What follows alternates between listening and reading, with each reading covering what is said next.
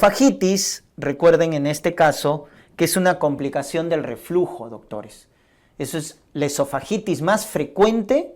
Cuando hablamos de esofagitis, que es lo que va a producir dolor torácico, cuando te pregunten, causa de dolor torácico más frecuente en gastroenterología, esofagitis, ¿no? Porque hay ese dolor a la deglución, que se conoce con el nombre de odinofagia.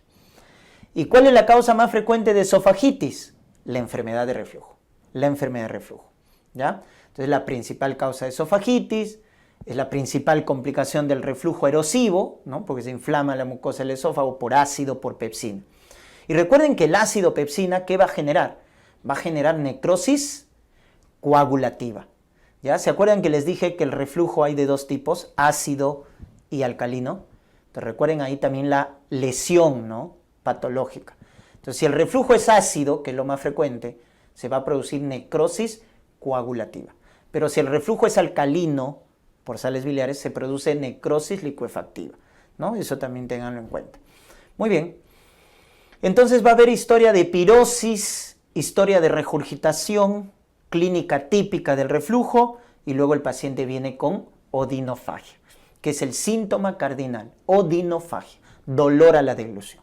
Entonces ahí tienes que pensar en un reflujo, ¿no?, en una esofagitis, perdón, producida por reflujo. Entonces haces endoscopía, porque cuando había síntomas de alarma tenías que hacer endoscopía. Si es un paciente adulto mayor, más de 60 años, o síntomas de alarma, odinofagia, disfagia, baja de peso, endoscopía.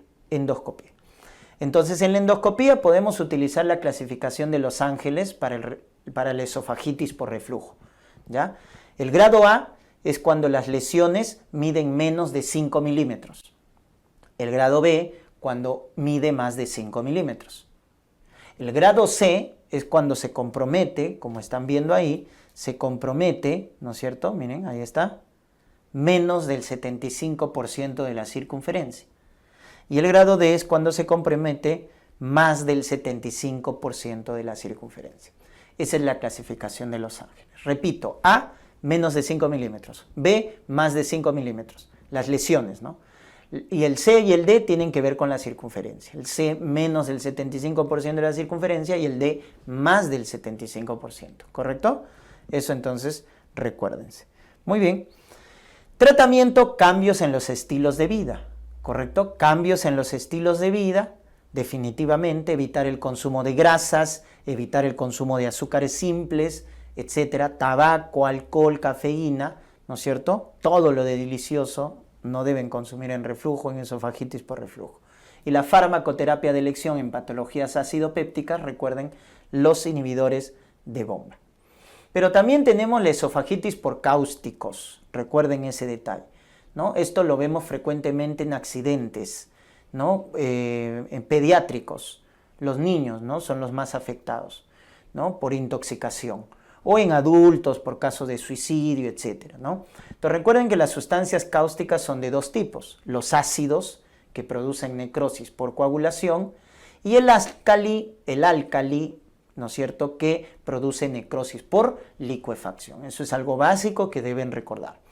Ácidos hay un montón de ejemplos, pues, ¿no? El ácido muriático, el ácido sulfúrico, etcétera, ¿no? Álcalis, el más frecuente es lejía, ¿no? La lejía es un típico álcali en las intoxicaciones. Y cuando te pregunten cuál es el más grave, ¿qué vas a responder? Los álcalis. Recuerden que estos son los más graves porque tienen más riesgo de perforación. Muy bien, mayor riesgo de perforación. Utilizamos para ello, ¿no?, porque el paciente que viene con intoxicación, bueno, viene con historia de que ha ingerido estas sustancias cáusticas, obviamente viene con dolor torácico, náuseas, vómitos, etcétera, ¿no? Ya a veces puede venir ya con complicaciones graves como una perforación, que sobre todo es típico en los álcalis, ¿no?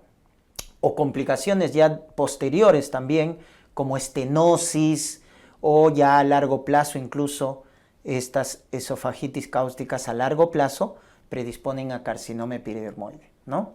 Muy bien, entonces hay una clasificación endoscópica de Sargar para ver el grado de lesión.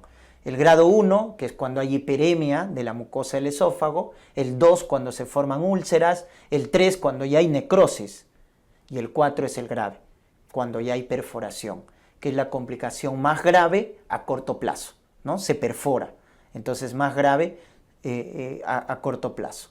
Muy bien, en el tratamiento, lógicamente, no hay que inducir los vómitos, está contraindicado, no hay que inducir lavados gástricos, porque eso empeora el cuadro, tengan mucho cuidado, ¿estamos? Lo que hay que hacer es NPO, bastante hidratación, buena analgesia, porque el paciente está con dolor y muchas veces hay que sedarlos, ¿no? Sobre todo en los pacientes pediátricos, ¿ya? Ese es básicamente el manejo de soporte, pero no induzcan vómitos, no induzcan lavados gástricos. Los antibióticos, la profilaxis no está aprobada. Hay que dar antibióticos cuando hay datos de infección, pero si no, no. Los corticoides también, su eficacia es limitada. Y ya la cirugía cuando hay complicaciones, ¿no? Como hemos dicho, la más grave a corto plazo, la perforación. A mediano plazo, la estenosis, donde habrá que hacer dilataciones. Y a largo plazo, carcinoma epidermoide. Muy bien. También tenemos la esofagitis infecciosa. En la esofagitis infecciosa lo vamos a ver típicamente en los pacientes inmunosuprimidos, doctores. Pacientes con VIH, pacientes con cirrosis, etc. Entonces, acá tenemos pues la odinofagia como dato típico de la esofagitis, disfagia, ¿no es cierto?, en pacientes inmunosuprimidos. Y lo primero que debo pensar es la esofagitis por cándida, ¿correcto? Entonces, cándida, como ven en la imagen, genera esas pseudomembranas típicas de la esofagitis candidiásica. Genera esas placas blanquecinas, que son las pseudomembranas, y que hay que dar tratamiento, definitivamente, con fluconazol, pues, ¿no? Fluconazol. Pero también podemos tener lo que viene a ser úlceras lineales, como estamos viendo en la imagen del centro, y úlceras lineales, sobre todo en la parte superior y media del esófago. Y eso se debe a citomegalovirus. Citomegalovirus produce úlceras lineales en el tercio superior, en el tercio medio del esófago. También en pacientes inmunosuprimidos, y el tratamiento es con ganciclovir, que es el típico antiviral, ¿verdad? Y finalmente herpes. Herpes también nos da las típicas, las famosas úlceras en sacabocado o úlceras en forma de volcán. Y se afecta principalmente el tercio distal del esófago. Tercio distal del esófago. Tratamiento, el típico antiviral, aciclovir. Aciclovir. Muy bien. Y más raro, en nuestro medio, la esofagitis eosinofílica. Eosinofílica, ¿ya? Esto se ve en pacientes predispuestos, pacientes con rinitis alérgica, pacientes con asma, pacientes con dermatitis atópica. En ellos hay que sospechar esofagitis eosinofílica, que viene con disfagia, que es su síntoma más frecuente, ¿no es cierto?, con impactación del bolo alimenticio, eso es muy típico, se impacta el bolo alimenticio, y cuando hacemos endoscopía encontramos estas típicas lesiones, ¿no? Unos anillos circunferenciales en el esófago que se conoce con el nombre de traquealización esofágica. Es el llamado esófago felino, ¿no? Como si fueran las garras del felino como tal. Traquealización del esófago. Eso lo vemos en la esofagitis eosinofílica.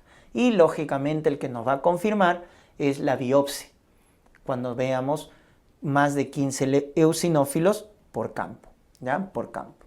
Muy bien. ¿Cuál es el tratamiento? Inhibidores de bomba, primera línea, omeprazol, y si no hay respuesta, hay que dar corticoides en aerosol, budesonida, fluticasona, etc., ¿ya?